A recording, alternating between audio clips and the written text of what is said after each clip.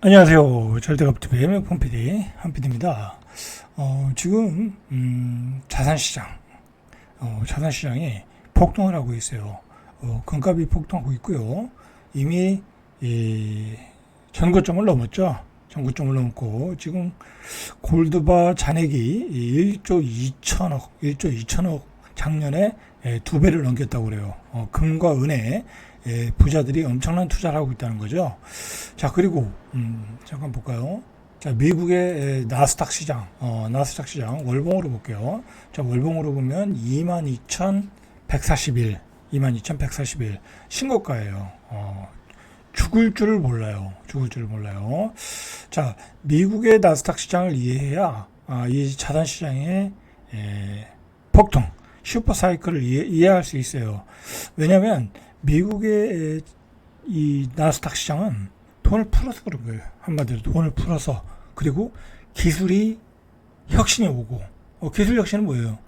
AI 반도체죠. 그죠? AI 반도체에서 계속해서 업그레이드가 되고 새로운 기술이 나오고, 그것도 돈으로 받쳐주고, 또 미국은 계속 돈을 찍고.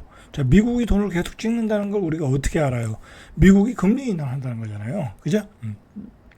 금리 인하를 하겠다는 것은 돈을 많이 풀겠다라는 거예요.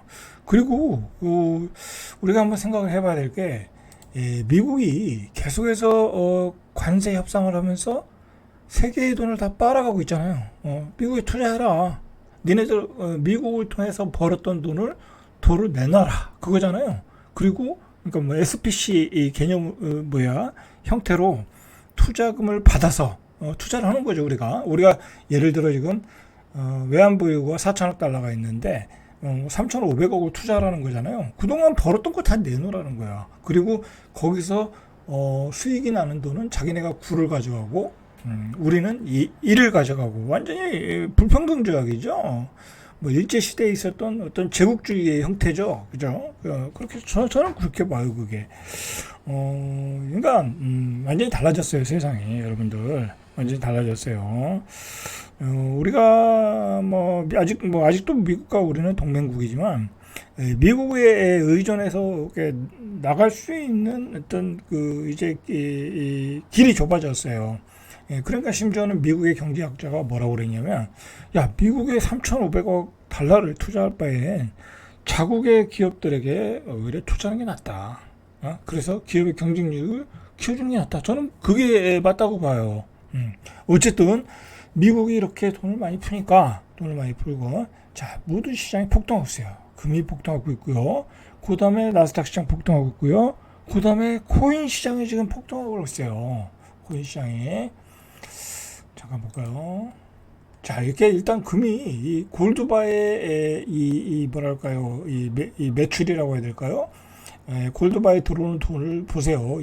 25년도에 뭐 골드뱅킹에 25년 1월 달에 8,300억 정도 했는데 2025년 9월이니까 9개월 사이에 1조 2천억이 들어왔어요. 계속 들어오겠죠. 실버도 두 배가 더 늘어났어요. 이게 통계로 나오고 있고요. 자, 코스피 얘기는 조금 나중에 하고.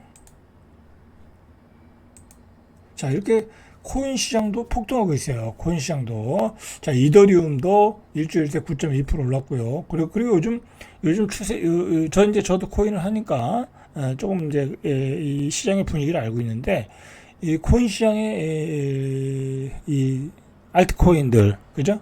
리플, 솔라나, 도지코인 이런 것도 있죠. 대체 코인들 있죠. 비트코인과 이더리움 말고 대체 코인 이런 것들이 급등을 했어요.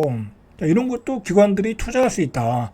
스테이블 코인으로 이용할 수 있다 해서 제가 리플을 투자해서 뭐 한 2주 만에 한 7% 먹고 팔았고요. 어제 팔았어요. 제가 또. 근데 도지코인도 투자해서 한 20% 먹고 팔았고, 도지코인은 마이너스 40% 났던 건데 플러스 20%가 됐어요. 그리고 요즘 코인 시장이 너무너무 좋아요. 코인 시장이. 이 코인에 대해서는 할 얘기가 많은데 여기 코인에 관한 얘기는 아니니까. 어쨌든 제가 항상 얘기하지만 코인도 자신의 포트폴리오에 넣어서, 지금 비트코인은 그냥 그대로거든요. 비트코인 같은 것도 여러분들 조금씩 모아가야 돼. 내 자산의 한 10%, 뭐 또는 5%, 15%, 20%, 뭐 알아서 판단하시는 거고, 뭐 나가야 된다. 이게 어떻게 될지 모르는 거야. 왜 이런 자산에 돈을 투자하겠어요? 돈이 현금 가치가 쓰레기가 되니까, 그리고 시중에 돈이 너무 많이 늘어나니까 이런 자산 상품이 나오는 거예요. 그리고 이게 디지털 체인을 통해서 거래가 되고 이용이 화폐로서 이용이 될 수도 있고, 이게 이제 스테이블 코인으로 나타났고요. 그런 점에서 앞으로 가능성이 있으니까 코인도 모아 나가셔라. 어떻게 보면 제가 이렇게 코인 투자를 해보니까 어떻게 보면 편해요. 뭐 주식은 기업의 실적이라는 것 때문에 어떻게 될지 모르잖아요. 그죠? 언제 어느 때 폭락할 줄 모르잖아. 기업의 실적 때문에 알 수가 없는 거니까. 근데 코인은 실적이라는 게 없어요. 그죠? 이제 더 많이 공급을 하거나 찍어내면 문제가 되겠지만, 뭐, 그러기도 쉽지 않아요. 그러면 코인의 가치가 떨어지는데, 그렇게 하겠어요? 그걸 만들어낸 회사 입장에서는 쉽지 않을 거다. 근데 어쨌든, 코인은 금리의 인하 추세에 맞춰서 올라가더라는 거야. 그러면 세계의 그 현금은 계속해서 증가한다. 뭐, 그건 필연적인 거잖아요. 현금은 계속해서 증가하는 거예요. 그건 어쩔 수 없는 거예요. 왜? 재정 적자가 나니까. 미국의 이제 달러가 기축통화고 세계의 기축통화니까 달러 기준으로 보면 재정 적자가 나니까 어떻게 되겠어요? 돈을 찍어내야죠. 찍어내야지. 근데 한없이 찍어내다 보면 금리가 올라가겠죠. 그러니까 미국이 야, 니들 돈 미국에 투자해. 관세 폭탄 때려. 그렇게 어떤 완충작용을 만들고 있는 거예요. 금리가 안 올라가도록. 미국의 국채 금리가 안 올라가도록.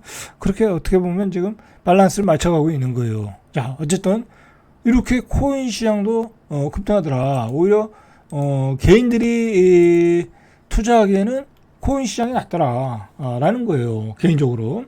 자, 여러분, 그런데다가 지금 코스피는 사상 최고치예요. 그리고 10개 종목 중 1개가 52주 신고가예요. 자, 보세요. 자, 이게 일봉이에요. 일봉인데 이렇게 올라왔어요. 자, 이거 이렇게 보면 잘 모르고요. 월봉으로 보세요. 월봉이 2021년 이제 코비드 이후에 급등했을 때가 3,300 정도였는데 지금 3,400 가까이 됐어요. 신고가가 나왔어요. 자, 8월 달에 한번 조정 주고 그냥 땡겼어요. 자, 이게 왜 이렇게 땡겼겠어요?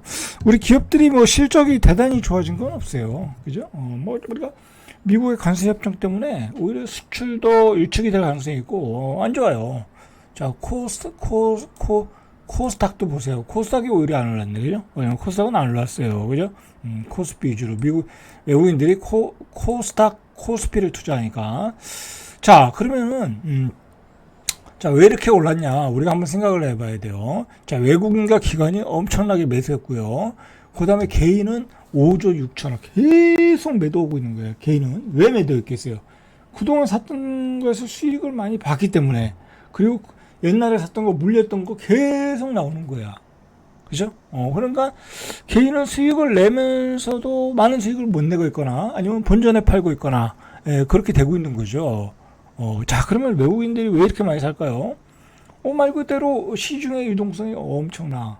근데 앞으로 우리 정부가 상법 개정하고 소득에 대한 세제를 유리하게 하고 대주주 양도세 기준도 상향하고 그리고 부동산에 들어갈 유입 또는 돈을 차단하는 법적 규제를 강화하고 증시로 유도하겠다라고 계속 증시 정책을 피고 있잖아요. 이재명 정부가.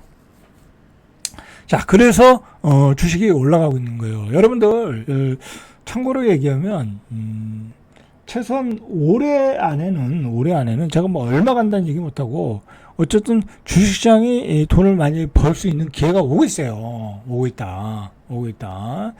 자, 근데 여기서 돈을 잘 벌려면 쉽지 않죠. 쉽진 않아요. 근데 돈을 벌 수 있는 기회가 오고 있다. 정말 올라갈 주식들이 수두룩하게 보여요. 제 눈에는 수두룩하게 보여요. 저도 뭐 그렇게 많은 투자를 안 하니까 뭐 몇 개 종목 사면 돈이 없어요. 그래서 어쨌든 그 효율을 최대화하려고 저는 트레이딩을 하거든요. 그날 강한 종목에 사서 먹고 뭐 한 1%, 2% 먹고 팔고, 그 다음에 나중에 1% 있고 먹고 팔고, 뭐 운이 좋으면 또 상한가도 먹고, 뭐 그렇게 해서 수익을 극대화하고 있어요. 그렇게 해서 올해까지는 굉장히 좋은 장이 될 것이다. 그리고 앞으로 주식시장은 굉장히 좋은 장이 될 가능성이 높아요. 왜냐면 정부가 증시 정책을 피고 있잖아요. 유리한 세제 구조로 가겠다라는 거잖아요. 소득에 대한 배당 소득에 대한 뭐 좀 절세도 하고, 그죠? 상법 개정을 해서 기업의 윤리적인 경영을 강화시키고, 뭐 그러면 주식시장으로 돈이 들을 수밖에 없죠. 그리고 우리나라의 문제는 부동산에 돈이 쏠린다는 거잖아요. 그죠? 근데 그 부동산에 투기 수요를 차단하겠다라는 거잖아요. 자, 그 얘기 잠깐 하죠. 자, 이재명 대통령이 100일 취임 기자회견에서 뭐라고 했냐면, 끊임없이 투기 통제하겠다. 이재명 대통령은 좀 실무 감각이 있는 사람이잖아요. 그죠? 그 사람은 경기도지사하고, 그리고 뭐 어쨌든 경기도를 이끌면서 주택 공급 정책을 했던 사람이다 보니까 실무 감각이 있어요. 근데 지금 6.27 대책 나오고, 그 다음에 이제 공급 대책이 9월 달에 한번 나왔죠. 자, 그런데도 집값은 계속 올라요. 그죠? 어디서 올라요? 마영성에서 오르잖아요. 마영성. 그 핵심 지역에서 오르잖아요. 그러나 이재명 대통령과 민주당 정부는 그걸 알아요. 뭐 이제 과거에 문재인 정부 때도 이미 학습 효과가 있었으니까. 자, 그러니까 계속해서 투기를 못하게 이 가수요를 막는 정책을 피겠다라고 하면서 규제를 계속해서 내고 있어요. 자, 근데 그 두 가지가 뭐냐면, 그 두 가지가 이제 지금까지 나온 정책 외에 앞으로도 강화할 정책이 뭐냐면, 전세 대출을 규제하겠다라는 거야. 그래서 1주택 있는 사람은 경기도권인가요? 3억에서 2억으로 축소를 했잖아요. 그죠? 3억에서 2억으로 축소했고요. 그런 사람은 많거든요. 그죠? 자기 집이 있는데 전세 사는 사람이 많아요. 그죠? 그리고 나머지는 뭐 사업자금으로 돌리고, 그죠? 그렇게 할 수 있잖아요, 충분히. 자, 그 다음에 LTV를 60%에서 50%로 규제하겠다. 이제 집 사는 걸 규제하겠다라는 거야. 대출받아 집 사는 걸 규제하겠다. 라는 거죠. 자, 이거 보세요. 수도권 주담보 한도가 6억 원으로 일단 6.27 대책 때 줄었고, 규제지역 주택담보 인정 비율 LTV죠. 향상이 50에서 40으로 강화됐고요. 그리고 앞으로 토지거래 허가구역 지정 권한을 지자체장에서 국토부 장관, 그죠? 국토부 장관. 뭐 지자체는 또 당이 다르면 지정을 안 할 수 있잖아요. 그래서 토지거래 허가구역을 통해서 투기 수요를 막겠다. 자, 이런 정책들을 추가적으로 하겠다라는 거잖아요. 자, 문제는요. 이미 이제 전세 대출 규제는 들어갔고요. 그러니까 요즘 전국적인 현상인 것 같아요. 이 전세 수요가 별로 없어요. 안 이사가. 왜냐면 내가 이사 가면 대출이 안 나와. 그죠? 있는 거 그냥 유지하는 게 좋은 거야. 이사 가면 대출이 안 나와. 대출이 줄어들어. 그리고 경기도 안 좋아. 이사 갈 그 거리가 없어지는 거죠. 그래서 요즘 부동산들이 굉장히 고전을 하고 있어요. 굉장히 고전하고 있다. 거래를 못 하고 있는 거죠. 자, 부동산 시장, 부동산 공인중개사 입장에서 아주 극심한 경기 불황이 왔어요, 지금. 왔다. 자, 이런 식으로 규제를 하고요. 앞으로, 지금 이제 계속해서 이 집값은 올라가고 있거든요. 규제를 함에도 불구하고, 마영성에 이어 광진구까지 들썩이고 있고요. 서울의 아파트 가격도 32주 연속 상승, 성동구 일주일 새 0.27, 응봉동, 요즘에요, 이 성동구 지역에 계속 막 그 구축까지 신고가가 일어나고 있어요. 왕십 역세권까지, 광진구까지, 이런, B급 지역들, A급 지역들이 아니죠. 이런 B급 지역들로 매수가 확산되고 있어요. 자, 그러다 보니까 정부가 계속해서 규제를 하겠다고 하는데, 그리고 공급 대책을 내놨는데, 사실 그런 거 효과가 하나도 없어요. 왜 그러냐면, 일단은, 공급 대책은 경기도 쪽에 다 집중되어 있잖아요. 경기도에 공공주택으로 다 집중되어 있잖아요. LH 임대주택 또는 공공주택. 자, 그런 데는 우리가 선호하는 지역이 아니에요. 자, 선호하는 지역은 이런 지역인데, 자, 이런 지역은 주택 공급이 안 돼요. 안 되잖아. 그러면 우리 일반인들도 다 아는 거야. 이런 데 집을 사면 가격이 오른다. 그리고 빨리 들어가야 된다. 그러다 보니까 몰리는 거예요. 그러니까 이게 아이러니한 게요. 정부가 아무리 대책을 내놓고 이제 추가적인 전세 대출, 그다음에 뭐 여러 가지 대책이 나오겠죠. 그다음에 이제 공시지가 인정 비율을 올리고 기준시가 올리고 과세표준 올리고 세금 때리고 막 그러면서 이제 그런 식으로 내년 지자체 선거 이후로는 이 세금 폭탄이 때릴 가능성이 많아요. 이제 지자체 선거 전에는 안 때리겠고, 자 그렇게 된다고 해도 집값 잡기는 쉽지 않을 것이다. 물론 이제 두 채, 세 채 가진 사람들은 매물을 내놓겠죠. 그러나 집값 잡기는 쉽지 않다. 왜냐하면 서울에 집중되는 그 정부의 이 정책, 그죠? 서울 수도권에 집중되는 정책이 바뀌질 않잖아요. 그죠? 지금으로 봐서는 혁명적인 조치들이 나와야 되는데 지역균형 발전을 위한 혁명적인 조치들, 그죠? 행정수도법 발의하고 행정수도 옮기고 행정수도를 옮기는 로드맵이 나오고, 그죠? 국회 이전을 더 추진 속도를 붙이고 2차 공공기관 이전해야 되고 지방으로, 그리고 뭐 방송국도 다 옮기고 뭐 그렇게 혁명적인 조치를 하는데 해야 되는데, 지금 이재명 정부는 더 서울 수도권에 집중되는 정책이야. 요번에도 수도권에 135만 가구를 짓겠다라는 거 뭐예요? 서울 수도권에 집중하겠다라는 거죠. 자, 여러분들, 제가 오늘 여기까지 좀 얘기하고 싶은 게 있었어요. 여기 서울 수도권에 집중을 하다 보면 이런 이야기가 나오는 거예요. 이제 광명에서도 초역세권에 15억대 분양 얘기. 이것도 제가 몇 달 전에 얘기한 거예요. 이제 15억이 역세권 아파트의 기준 가격이다. 이제 할 수 없이 받아야 된다. 근데 15억에 못 받잖아요. 그죠? 우리가 15억에 분양한다고 해도 무슨 광명에 15억 주고 들어갈 사람이 많지는 않잖아요. 그죠? 많지는 않잖아요. 이걸 생각을 하셔야 돼. 우리가 좀 폭넓게 생각을 좀 하면서 마무리 짓게요. 최근에 프랑스의 이 뭐라고 폭동 사태, 그죠? MZ 젊은 세대들이 폭동을 일으켰잖아요. 막 불태우고, 우리 한식식당도 불태우고 막 난리가 났잖아요. 그 원인이 프랑스의 긴축 재정이에요. 그죠? 그동안 프랑스 젊은이들이 진짜 젊은이들의 구구절절한 사연을 보면 우리 젊은이들보다 더해. 가난하게 살고 있다는 거, 가난하다. 근데 그들이 왜 가난하게 살겠어요? 다 도시로 몰려오니까. 프랑스라고 우리하고 별다를 게 있겠어요? 프랑스의 수도 파리, 영국의 수도 런던, 집값이 얼마나 비싸요. 얼마나 비싸. 자, 그러니까 젊은이들이 돈을 벌어도 집도 못 사.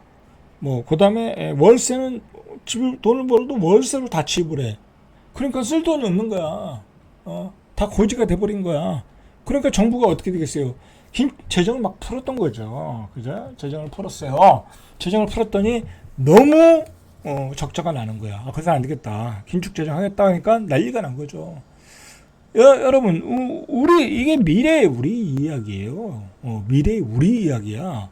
우리도 지금 우리 젊은이들이 다 포기하고 살잖아요. 그죠? 취업도 안 돼. 그 다음에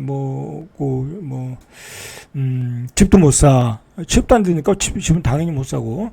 그 다음에 뭐 취업을 해도 못 사. 10억, 15억 하니까 분양이 못 사. 그러니까 정부가 공공임대주택, 경기도에 싼 주택을 짓겠다는데 그것도 싸지도 않아. 자, 근데 그래도 어떻게든 다 서울 수도권에 살아야 돼. 전세든 월세든. 근데 그것도 어마어마하게 비싸. 거기다 이 주택 비용으로 벌었던 소득은 다 나가고, 요즘 서울의 원룸도 월세가 얼마나 비싸요. 그죠? 대학가 근처는 뭐 말할 것도 없이. 자, 그러다 보니까 정부가 결국은 재정을 풀 수밖에 없어요. 우리도 실제로 좀 그러고 있고요. 그리고 이재명 정부 들어와서 그건 더 가속화되고 있잖아요. 뭐 소비 쿠폰까지 쓰고 있으니까.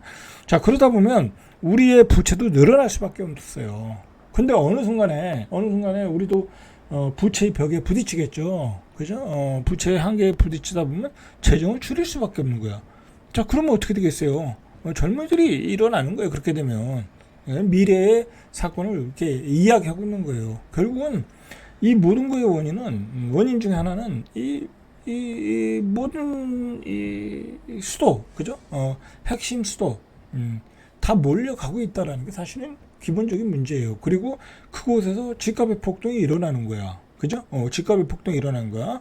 그러니까 그거를 어떻게 살 수도 없고, 그죠? 모든 사람들이 올랐으니까 거기에 지불하는 월세 비용은 높아지고 있고, 그런 문제가 일어나고 있는 거예요. 그런 문제 외에요. 자, 그 다음에 문제가 뭐냐면, 시중에 이제 돈들은 많이 풀어져 있어요. 어마어마한 돈들이 풀어져 있어요. 근데 그 유동성이 자산 시장으로 가고 있는 거야. 이제 오늘 이야기에. 그래서 코인으로 가고, 코스피 시장으로 가고, 금으로 가고. 근데 그거에 대한 모든 이익, 투자 결과는 이 부자들이 다 가져가는 거야. 그죠? 중산층이 가져가는 거 아니에요. 저도 코인 투자하고 주식 투자하고 나름대로 잘하는 투자자예요. 저도 잘하는 투자자야. 그러나 제가 투자할 수 있는 금액이 한계가 있잖아요. 그죠? 제가 뭐 주식에 5천만 원 투자한다고 해서 얼마를 벌겠어요. 그죠? 100% 벌어요. 5천 아니에요. 제가 코인에 500만 원 투자해서 얼마를 벌겠어요. 그죠? 한 20% 벌어봐야 그거 한 100만 원도 안 되잖아요. 그 돈 가지고는 이제 격차를 좁힐 수가 없어요. 폭등하는 집값을 격차를 줄일 수가 없어요. 그렇죠? 그렇기 때문에 더 문제가 되고 있는 거예요, 지금. 자, 이런 사건들이 이 프랑스의 긴축 재정, 이 재정의 문제, 네팔의 정권 몰락, 네팔의 정권의 몰락은 양극화잖아요. 양극화. 그 양극화가 우리나라 사회에서도 그대로 벌어지고 있잖아요. 사실 그게 젊은이들의 분노로 나타났고요. 우리 세대에서는 이미 우리 젊은이들이 극우화되고 있다는 얘기가 그 얘기잖아요. 정치는 못 믿겠다라는 거예요, 이제. 저 새빨간 거짓말이라는 거야. 믿어줬는데, 좌파든 우파든 믿어줬는데, 하나도 우리에게 도움이 안 되더라. 우리의 미래의 자원을 오히려 더 갉아먹고 있더라라는 거잖아요. 그죠? 요번에 암살된 찰리 커크도 이 미국의 이 보수 청년인데 이 양반도 그런 거 아니에요. 그죠? 그런 맥락에서 결국은 이 긴축 재정 뭐 이런 문제들, 그죠? 젊은이들 스스로 이익을 찾아가야 된다. 뭐 그런 얘기 아니에요. 뭐 그러다가 이제 총 맞아 이제 암살당한 건데, 자, 뭐 이 얘기까지 들어가면 좀 깊어지고요. 자, 어쨌든 지금은 여러 가지 사회적인 문제가 드러나고 있다. 드러나는 와중에 자산 시장에 폭등이 일어나고 있다. 근데 우리나라의 경우는 더 심각한 거는 자산 시장의 폭등의 마지막 종착점은 서울의 고가주택들이다. 그죠? 그래서 서울의 고급지 아파트들이 올라가고 B급지 아파트들도 가격이 안 떨어진다. 왜냐하면 시중의 유동성이 늘어나는 게 보이고 자산 시장이 폭등하는 게 보이니까 그게 그 사람들이 팔 이유가 없는 거야. 기다리면 더 올라가는데 결국 그 사람들이 돈 벌어가지고 부자들이 돈 벌어가지고 또 우리 부동산 시장으로 들어올 텐데 그렇게 기다리고 있는 거예요 지금. 정부가 아무리 규제를 한다고 해도 아무리 세금 폭탄을 때린다고 해도 더 올라갈 수 있다라고 생각을 하고 있는 거예요 지금. 그걸 자산 시장에 폭등이 비해주고 있는 거예요 지금. 자, 결국은 여러분들 이제 초양극화 시대로 가는 거예요. 초양극화 시대. 그죠? 이제 중산층은 더 밑으로 떨어지고, 부자들은 더 위로 올라가고, 그래서 사회적인 문제들이, 이런 문제들이 생기는 거고. 그죠? 자, 오늘 얘기가 조금 어렵긴 어려웠어요. 어려운데, 다음 시간에 쉽게 풀어보도록 하겠습니다. 잘돼갑TV의 명품 PD, 한PD였습니다.